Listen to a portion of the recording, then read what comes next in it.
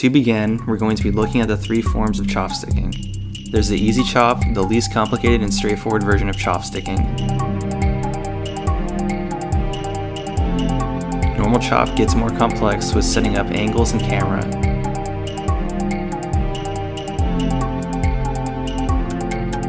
And then hard chop combines setup, camera, and movement all together in one.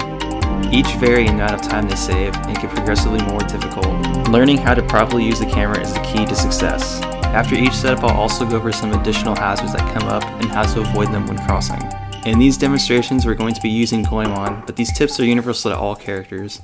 After the fade out from exiting this room, easy chop setup begins. You start by setting up the camera, and that's done in 3 steps. Zoom the camera in once, hit right on the controller stick, move camera right twice. The idea is to align Goemon and the camera with the chopstick. Some small adjustments are also likely going to be necessary when crossing. Use light left or right forward inputs to ease into corrections. Depending on how quick you do the setup will also determine where the bowls will be when crossing. Easy chop lives up to its name. The setup is very simple, but there are some things to look out for. So one thing you want to avoid is running up against the walls inside the bowl. Jumping out almost as soon as you land in is a good idea, as it's very likely you'll be slung around, skewing your position. A fast setup will also safely cross this final gap. You want to avoid having to interact with the ledge, because grabbing this ledge can actually cause you to sink to the bottom of the room. Getting this setup down quickly is important in avoiding this possibility.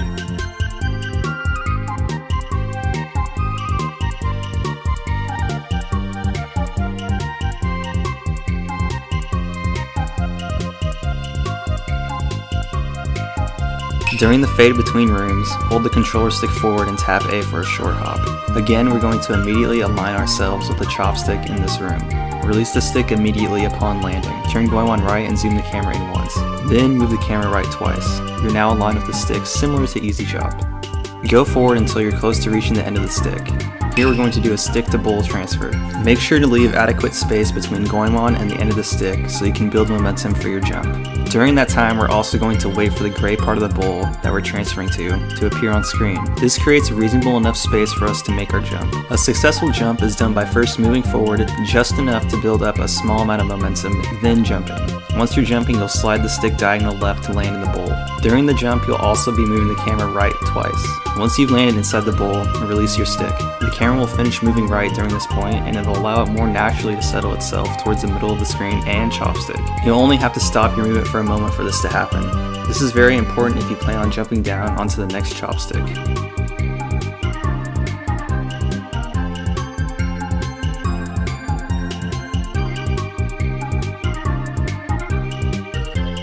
There is a risk in going for the last bit of chopstick walk in a normal chop. It's possible to get landing animation from the jump down onto the stick. This can cause you to fly completely off or get stuck to the stick and push waddle towards the edge. Sometimes you'll eventually be pushed off, but that's not always the case.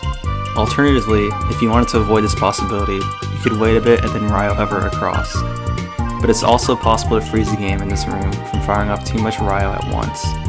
So if you really wanted to avoid all that, just let the bowl guide you safely across.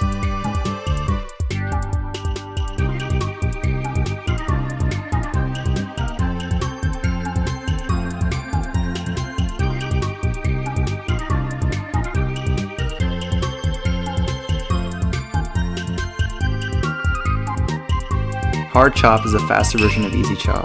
The initial camera setup is identical to normal chop. During the fades, hold forward and immediately short hop. Release the stick as you land and hit right and zoom the camera in once. Then move the camera right twice. Now head towards the edge of the chopstick. Now we're going to do a stick-to-stick transfer. Leave adequate space between you and the end of the stick. Now you're going to create a diagonal angle between Goemon and the other chopstick. Do this by moving the camera left once. Goemon should now be facing the other chopstick diagonally when you tap the stick forward and back. For your jump first neutrally, then directly afterwards press forward on the stick. When you're over the chopstick, release the controller stick to neutral. Understanding the timing of this builds up through muscle memory. To compare it with something, it does feel quite similar to the stick movement you do for the short hops at the start of the normal and hard chops, just not held for as long. After landing, you're going to again move the camera left to recenter the screen on Goemon and the chopstick.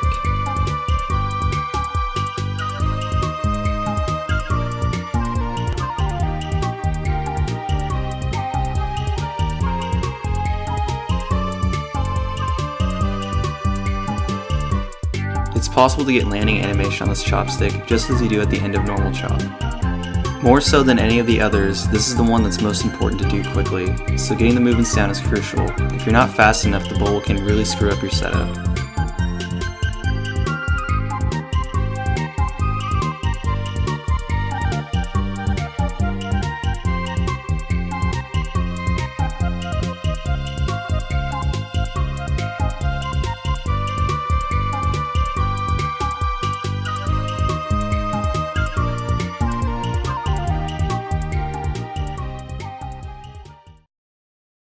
You might be wondering how much time this all saves. For each comparison, we'll look at an alternative strategy, as well as the regular bowl riding from room to room. Easy chop can only be properly compared with hard chop, as those two head to the same endpoint, so we'll start with looking at normal chop.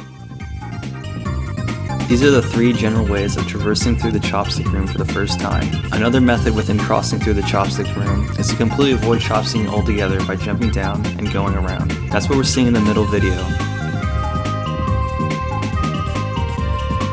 It's actually pretty close in time with doing normal chop.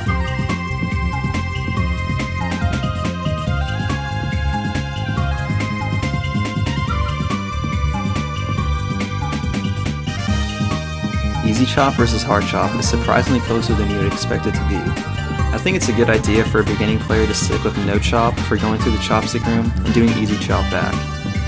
But I do recommend learning the other two. Aside from looking awesome, they eventually can become consistent enough over practice to warrant the risk of failing.